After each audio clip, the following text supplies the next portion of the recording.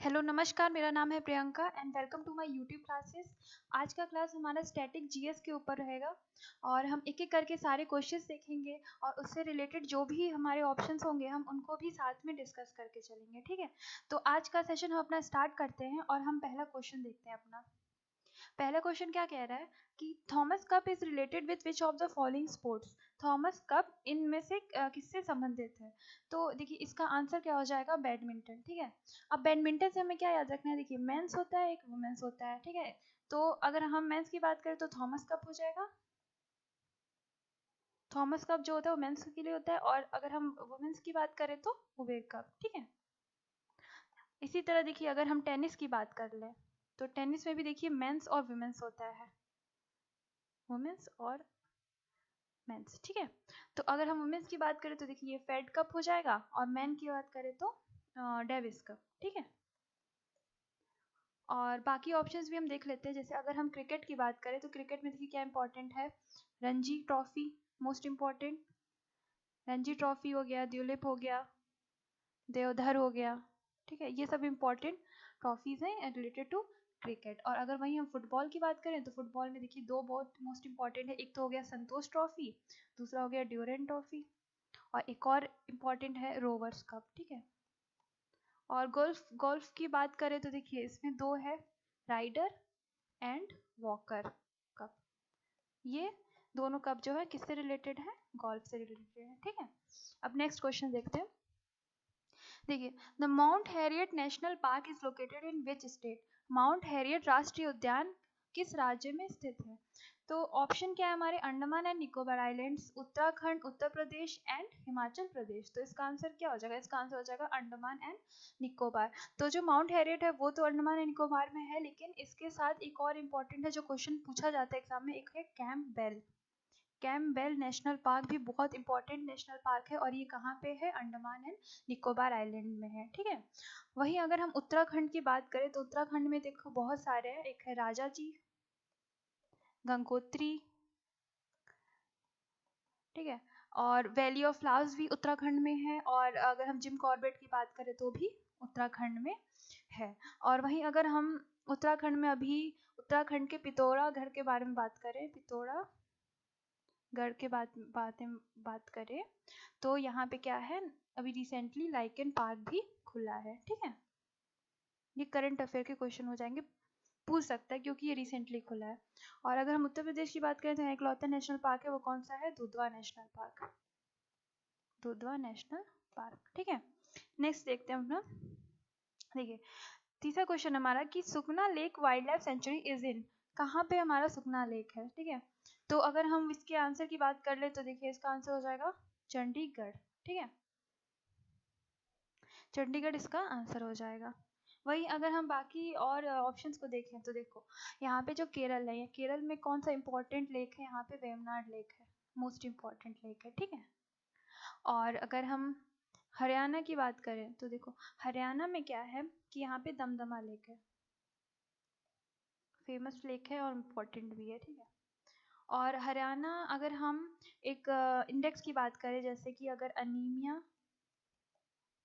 मुक्त Bharat index, anaemia मुक्त Bharat index की बात करें तो जो टॉप करने वाला स्टेट है वो कौन सा है, हमारा हरियाणा है। ठीक है, और हरियाणा ही ऐसा स्टेट है जहाँ पे क्या है, गोरखपुर न्यूक्लियर प्लांट है।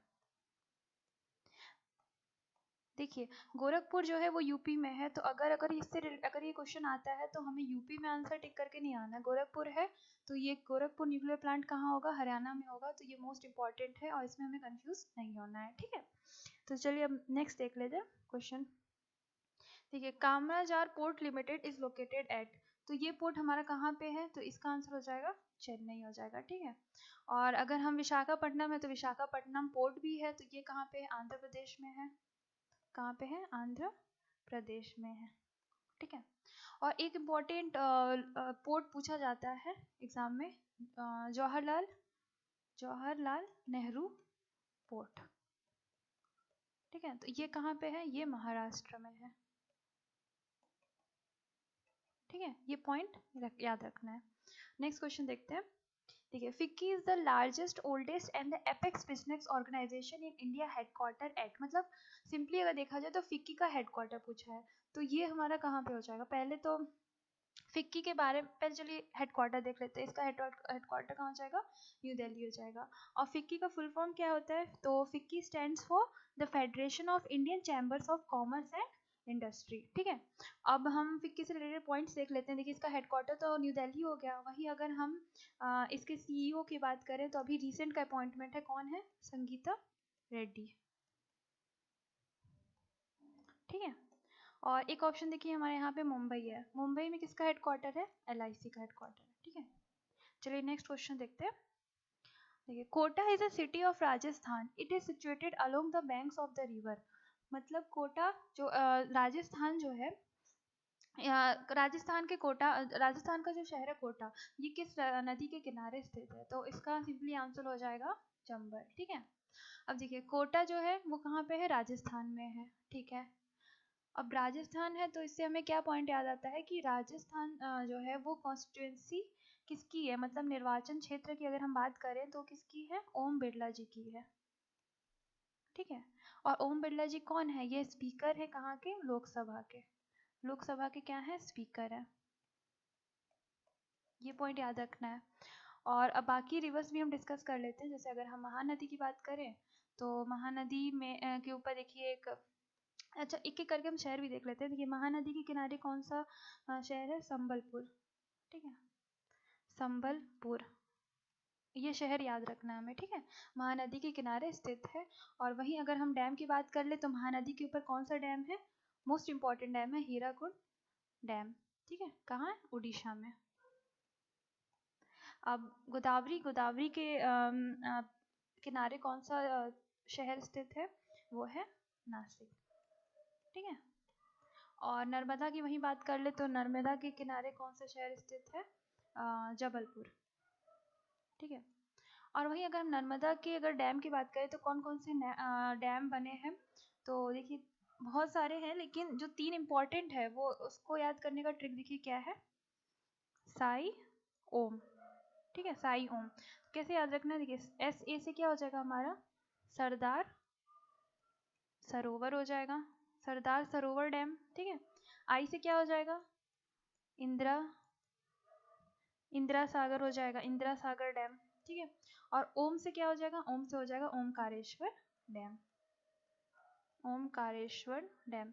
तो ये जो होंगे ये साई ओम से हम याद कर सकते हैं, ये ट्रिक है नर्मदा के ऊपर कौन से डैम बने हुए हैं। ठीक है, तो ये सारे पॉइंट्स एक एक करके पढ़ लीजिएगा, इंपॉर्टेंट है। और देखिए नेक्स्ट क्वेश्चन क्या है, Prajnesh Prabhakaran is related to which sports, तो ये किस खेल से संबंधित हैं, तो इसका आंसर हो जाएगा टेनिस। लेकिन हम बाकी ऑप्शंस देखें एक एक करके, तो अगर हम बॉक्सिंग की बात करें तो एक नाम आता है इंपॉर्टेंट है, वो है अमित पंघाल का। ठीक है, इसका अमित पंघाल का, और साथ में और क्या याद रख सकते हैं आप, संजीत, और कौन है, आशीष कुमार, ये सब नाम किससे जुड़े हैं, बॉक्सिंग से जुड़े हुए हैं। ठीक है, वहीं अगर हम शूटिंग की बात करें तो शूटिंग में देखिए सौरभ चौधरी का नाम आता है, किसका, सौरभ चौधरी का। ठीक है, सौरभ चौधरी का नाम आता है।